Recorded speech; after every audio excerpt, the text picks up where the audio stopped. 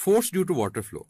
जहां पर हम बाकी टॉपिक्स की बात कर रहे हैं तो एक छोटा सा टॉपिक जो मैथमेटिकल क्वेश्चंस के लिए इंपॉर्टेंट है उसको कवर करना जरूरी है। नाम से आपको पता चलता है कि जब भी हमारे पास फ्लूइड फ्लो करेगा, वाटर फ्लो करेगा, तो फ्लो करने की वजह से वो अपने सामने आने वाली ऑब्जेक्ट के ऊपर एक फोर्स एग्जर्ट करेगा। तो क्वेश्चन जो हमारे पास इससे रिलेटेड आते हैं वो यही आते हैं कि हमारे पास अगर किसी जगह पर वाटर फ्लो कर रहा है तो वो कितनी फोर्स एग्जर्ट करता है।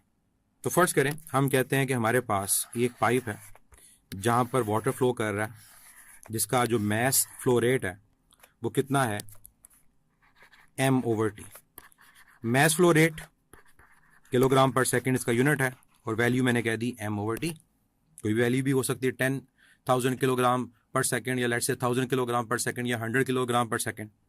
अब जब वाटर फ्लो करके इस पाइप से इजेक्ट होगा तो अपने फ्लो की वजह से अपने सामने आने वाली किसी भी चीज के ऊपर वो एक फोर्स एग्जर्ट करेगा। हमें ये कैलकुलेट करना है कि जो फोर्स एग्जर्ट करेगा वाटर वो कितनी करेगा। तो हमने ये चीज अज्यूम कर ली कि हमारे पास जो मैस फ्लो रेट है वो m/t। दूसरी एक और चीज हम अज्यूम कर लेते हैं कि वो कितनी स्पीड से मूव कर रहा है, दैट स्पीड इज v। तो हमारे पास जो इसका रिलेशन आता है मैथमेटिकल, अब कैलकुलेशन की तरफ तो नहीं जाना, डायरेक्ट आपको बताता हूं वो क्या आएगा। Force due to water flow is the product of mass flow rate times speed of the fluid. इसके अलावा कई दफा हमें डाटा जो गिवन होगा वो बजाय मैस फ्लो रेट के देने के फ्लो रेट की फॉर्म में होगा। अब इसको फ्लो रेट भी कह सकते हैं, वॉल्यूम फ्लो रेट भी कह सकते हैं। ये होता है वॉल्यूम ओवर टाइम। तो बजाय मैस ओवर टाइम के वॉल्यूम ओवर टाइम गिवन है, फिर हम क्या करेंगे, फिर हम इस रिलेशन को रिप्लेस करेंगे वॉल्यूम की फॉर्म में। और वो कैसे, डेंसिटी इक्वल होती है मैस ओवर वॉल्यूम। तो यहां से मैस को अगर मैं रिप्लेस करूं तो वो डेंसिटी टाइम वॉल्यूम आएगा।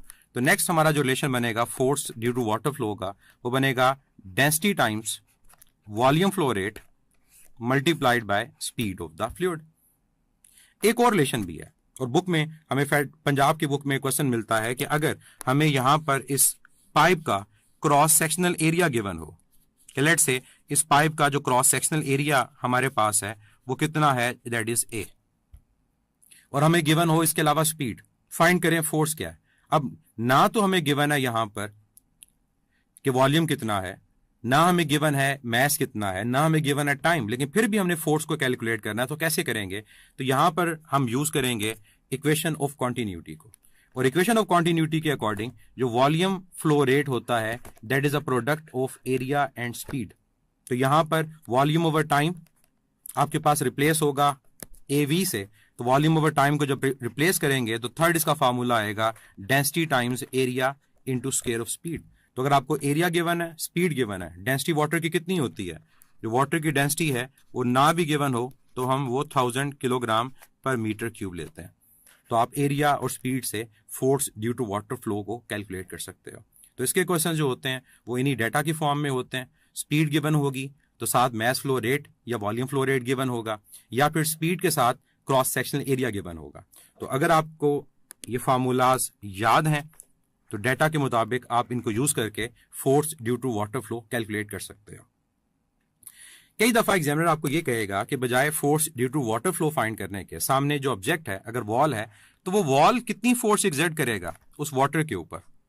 तो अगर आपको कैलकुलेट करनी है जो फोर्स वॉल एग्जर्ट करेगा तो कोई मसला नहीं, एक्शन और रिएक्शन का कॉन्सेप्ट कि जितनी फोर्स हमारे पास वॉल एग्जर्ट कर रहा है बेसिकली उतनी ही फोर्स हमारे पास वाटर एग्जर्ट कर रहा है।